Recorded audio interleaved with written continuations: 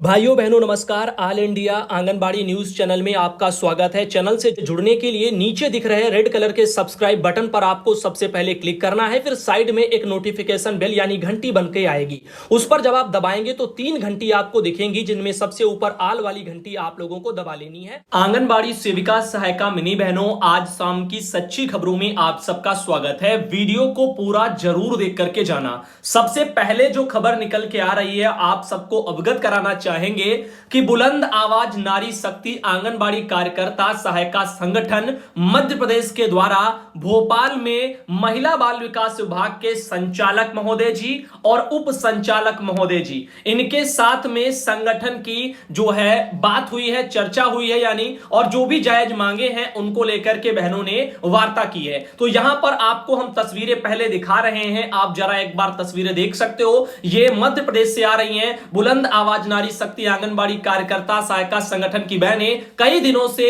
अपना अनिश्चितकालीन हड़ताल जारी रखे हैं। फिलहाल के लिए बताया जा रहा है कि आयुक्त महोदय जी के द्वारा हमें संतोषजनक जवाब नहीं दिया गया है। साथ ही इस वजह से संगठन का निर्णय लिया गया है कि जब तक मांगे पूरी नहीं होंगी तब तक हम अपनी हड़ताल को वापस भी नहीं लेंगे। हमारी हड़ताल जारी रहेगी और उन जिलों से निवेदन है जो केंद्र खोल करके ईमानदार बने हुए हैं, वह भी जो है सहयोग करें। अनिश्चितकालीन हड़ताल में मांगे तो सभी के लिए पूरी होंगी, तो सभी का सहयोग भी होना जरूरी है। ऐसा जो है यहां पर आवाज जो है आंगनबाड़ी बहनों की तरफ से लगाई जा रही है। जो बालाघाट जिले से आती है योगिता कावड़े बहन, उन्होंने अपने फेसबुक पेज पर जो है ये पोस्ट डाली है। तो सच तो यही है कि जब भी कुछ भला होता है या पैसे बढ़ते हैं तो हर एक बहन के बढ़ते हैं। तो यहां पर जो बहनें धरना करती हैं अपनी नौकरी को खतरे में डाल करके, तो केवल वही जो है इस मुकाम में आखिर शामिल होती हैं। बाकी की बहनें सेंटर को खोल करके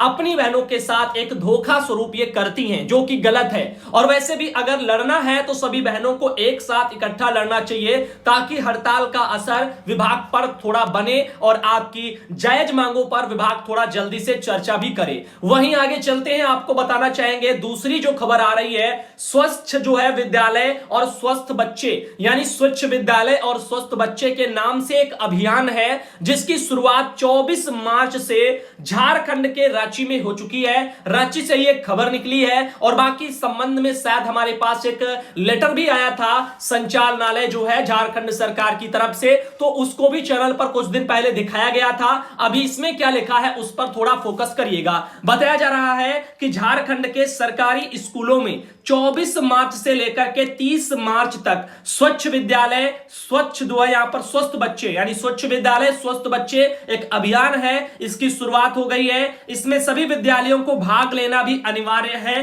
राष्ट्रीय स्तर पर आयोजित होने वाले इस कार्यक्रम में बच्चे विभिन्न प्रतियोगिताओं के माध्यम से स्कूल को स्वच्छ बनाने के साथ साथ स्वयं भी स्वच्छ और स्वस्थ रहने के बारे में जानकारी देंगे। पेंटिंग है, क्विज है, वॉल पेंटिंग है, पेयजल की स्वच्छता है, स्कूल में मध्याह्न भोजन से पूर्व हाथ धोने का अभ्यास है, साथ ही स्लोगन राइटिंग है, वाद विवाद है, कविता लेखन है आदि जो है स्पर्धाओं में विद्यार्थी भागीदारी वगैरह भी निभाएंगे। तो यहां पर एक ये अभियान चलेगा स्वच्छ विद्यालय और स्वस्थ बच्चे। इससे जो है काफी हद तक जो है यहां पर एक सुधार आएगा बच्चों के जीवन शैली में, वो भी स्वस्थ और स्वच्छ रहने में। कार्यशाला आज से हो चुकी है यानी 24 तारीख से 2 दिन पहले हो चुकी है। तो इसके बारे में बताया जा रहा है कि यहां पर अभियान के लिए प्रखंड स्तर पर 2 दिवसीय कार्यशाला की शुरुआत सोमवार से हो रही है और इसमें शिक्षकों को विद्यालय प्रबंध समिति को आयोजन संबंधी जानकारियां भी दी जा चुकी हैं। साथ ही साथ अगर हम बात करें इस वाली जानकारी की, तो जिसने भेजा है उन्होंने अपना नाम नहीं बताया। और साथ ही अगली जो खबर आ रही है, 27 लाख रुपए का गबन में अधिकारी निलंबित हुआ है। तो आप देखिएगा 1-2 हजार की बात नहीं हो रही है, यहां पर 1-2 लाख की बात नहीं हो रही है, 27 लाख रुपए के गबन की बात हो रही है। यानी अधिकारी जब भी करते हैं तो इस तरीके से विभाग को और उसकी नसों को निचोड़ देते हैं भ्रष्टाचारी के चलते। और वहीं आंगनबाड़ी वर्कर अगर 1-2 पैकेट भी चोरी करते हुए अगर पकड़ी जाती हैं तो उनके ऊपर जो है सेवा समाप्ति के लेटर निकाल करके तुरंत का तुरंत कार्रवाइयां होने लग जाती हैं। वहीं पर यह जरूर कहना चाहूंगा, गलत गलत होता है, चाहे वो छोटा हो चाहे वो बड़ा हो। यानी भ्रष्टाचारी भ्रष्टाचारी है, चाहे 1 रुपए की हो या 1 करोड़ रुपए की हो या 1000 करोड़ रुपए की हो। कहने का मतलब है चोरी चोरी ही रहती है। लेकिन इसका इसका मतलब एक बात से और लगाइए आप कि वही अधिकारी जो खुद भी जो भ्रष्टाचारी करते हैं और वही जो है फिर भ्रष्टाचारी मुक्त होने का भी जो है यहां पर ढोंग भी करती हैं। वहीं पर आप देख सकते हो लिखा है प्रयागराज से खबर है 27 लाख रुपए का बाल विकास पोषाहार गायब करने वाले होलागढ़ के बाल विकास परियोजना अधिकारी राम जन्म यादव इनको निलंबित कर दिया गया है। जिलाधिकारी की संस्तुति पर बाल विकास सेवा पुरस्कार विभाग ने बाल विकास परियोजना अधिकारी को निलंबित कर दिया है। अब जाकर के निलंबित हुए हैं। वहीं तो कई बार तो ऐसा होता है कि जो है शिकायतें की जाती हैं, लेकिन भ्रष्टाचारी में बैठे जो अधिकारी हैं उनकी जो जड़ें हैं भ्रष्टाचारी की वो ऊपर तक फैली होती हैं और ऊपर वाले जो होते हैं वो उनको बचा लेते हैं, जिसके चलते उन पर कार्रवाई ही नहीं हो पाती। और जो भी कोई वर्कर अगर इसके शोषण के खिलाफ आवाज उठाती हैं तो उल्टे उनकी ही सेवा समाप्ति कर दी जाती है। ऐसा कई बार कई केसों में देखने को मिला है। तो यहां पर उल्टे लेने के देने भी बहनों को पड़ जाते हैं। इसलिए हमारी सलाह हमेशा से यही रही है कि आप सब बहनें जब भी कुछ करें तो सबूत अपने पास जरूर रखें, सबूत ऐसे कि जो है बचकर के अधिकारी निकल ही ना पाए। जैसे आपने ताल बेहट परियोजना में देखा, बहनों ने पूरा अब उनके पास वीडियो रिकॉर्डिंग है घूस लेते हुए सुपरवाइजर की। अब यहां पर वो चीजें हाईलाइट हुई तो अब कार्रवाई हो पाएगी, लेकिन उसमें भी कई बार ऐसे पहले हो चुका, उनके ऊपर के जो सीडीपीओ महोदय वो उनको बचाते थे और खुद ही जो है जांच अपने आप ले ली अपने अंडर में और बस खाना पूर्ति करके जांच के नाम पर फिर से उनको मुक्त कर दिया।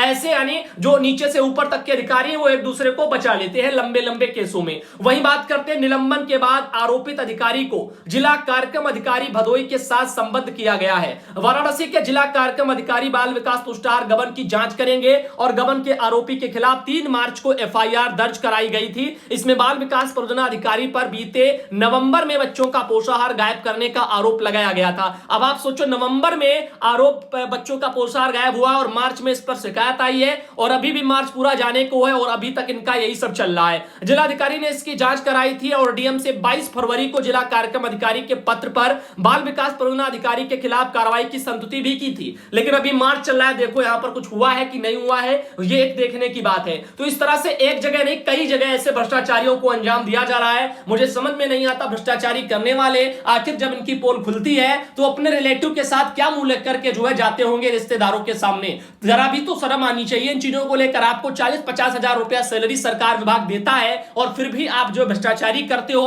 क्या इससे आपका पेट नहीं भरता? और वहीं पर जो गरीब वर्कर हैं आप उनसे भी भ्रष्टाचारी के चलते पैसे वसूलते हो, कभी 58-54 5 रुपया 10 रुपया 20 रुपया 50 रुपया 100 रुपया 300 रुपया, जैसे जहां लूट पाते हैं वैसे लूटा जाता है। इस तरह से बहनों की शिकायतें कई बार आती हैं, लेकिन उच्चाधिकारी इन पर संज्ञान नहीं ले पाते हैं और बहनें की आवाज दबा दी जाती है। हर कोई जानता है कहां कहां भ्रष्टाचारी होती है, चाहो तो आप कमेंट करके आवाज उठा सकते हो। वहीं पर बिहार के भागलपुर से खबर निकल के आ रही है, सहरसा से न्यूज है कि आंगनबाड़ी केंद्रों पर बच्चों को नहीं मिल रहा फोर्टिफाइड चावल, कैसे दूर होगा कुपोषण? तो यह भी एक कड़वा सत्य है, सरकार विभाग देने के नाम पर कुछ नहीं कर पा रही है, बस योजनाओं को अपना कागजी पूर्ति के लिए चलाती रहती है और वो जो योजनाएं चलती हैं वो समय पर परवान ही नहीं चढ़ती, बच्चों तक पहुंचती नहीं है। अब अगर बच्चा खाएगा नहीं तो कुपोषण कैसे जो है मिटेगा? आप अपने कागजों की खाना पूर्ति को आगे पीछे 2 महीने 4 महीने लेट लतेप कर सकते हो, लेकिन क्या भूखा बच्चा 4-5 महीने रह सकता है? क्या कुपोषण इंतजार करेगा कि 4 महीने बाद आप खाना तब हम जो है आपके साथ वो करेंगे? तब तक के लिए आपको भी हमारी तरफ से छूट है, कोई दिक्कत नहीं, 4 महीने मत खाओ, बाद में खाना शुरू करना तब देखा जाएगा। ऐसा तो नहीं होगा। आंगनबाड़ी केंद्रों पर बच्चों को फोर्टिफाइड चावल दिया जाना है, यह अन्य चालक जो है चावलों की तुलना में ज्यादा बेहतर बताया जाता है। तो सहरसा में जो है किसी भी आंगनबाड़ी केंद्रों पर फोर्टिफाइड चावल उपलब्ध ही नहीं कराया गया।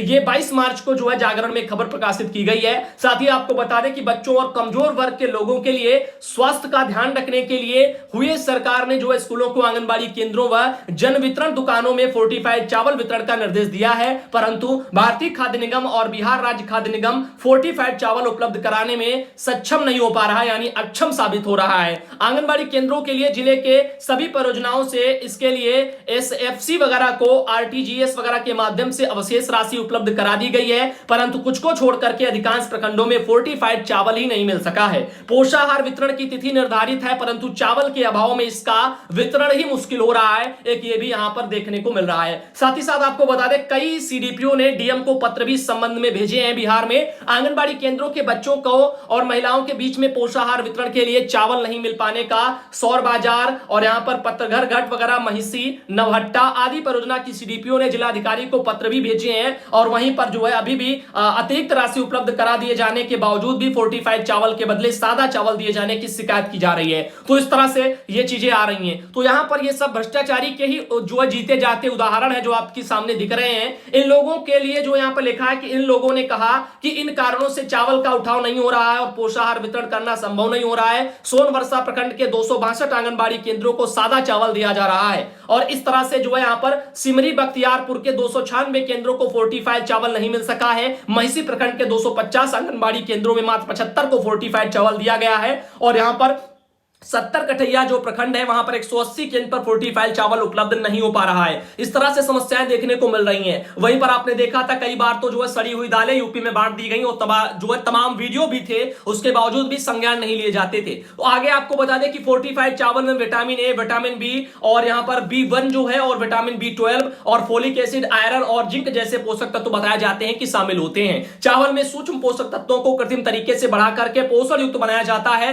जो कुपोषण को जो है दूर करने में काफी सहायक सिद्ध हो सकता है। इस लिहाज से सरकार ने फोर्टिफाइड चावल वितरण का निर्देश दिया है। अगर फोर्टिफाइड के बदले सरकार चाहे तो वो क्या आता है, ब्राउन राइस जो बोले जाते हैं वो खिला दे सरकार। वो इन चावलों के मुकाबले 2 गुना 3 गुना ज्यादा महंगा आता है और सरकार शायद इसलिए वो देना नहीं चाहती। वरना अगर चावलों की ही बात की जाए तो चावल के मुकाबले वो आपके ब्राउन राइस जो आते हैं वो ज्यादा बेटर होते हैं, हल्के काले होते हैं, उनमें भी कई कैटेगरी चलती हैं, वो बाकी चावलों से ज्यादा बेटर होते हैं। सब कोई जानता है, जो भी बच्चे ज्यादातर जो है जिम में जाते हैं उनको इसके बारे में ज्यादा पता है। खैर, सभी परियोजना से फोर्टिफाइड चावल के लिए आरटीजीएस के माध्यम से राशि तो भेज दी गई है। इसके बारे में जो जानकारी आ रही है, व्यक्तिगत स्तर से भी जो है एसएफसी के प्रबंधक से संपर्क किया गया है और इसके लिए पुनः जो है एसएफसी डीएम को पत्र भेजा गया है। सभी परियोजनाओं को फोर्टिफाइड चावल उपलब्ध कराने का प्रयास भी किया जा रहा है। इसके बारे में यहां पर अजमल खुर्शीद जो है डीपीओ आईसीडीएस सहरसा के, उनके द्वारा यह बात जो है निकल के सामने आ रही है। साथ ही पंजाब के पठानकोट से भी एक खबर निकल के आ रही है। पंजाब की आंगनबाड़ी वर्कर बहनों,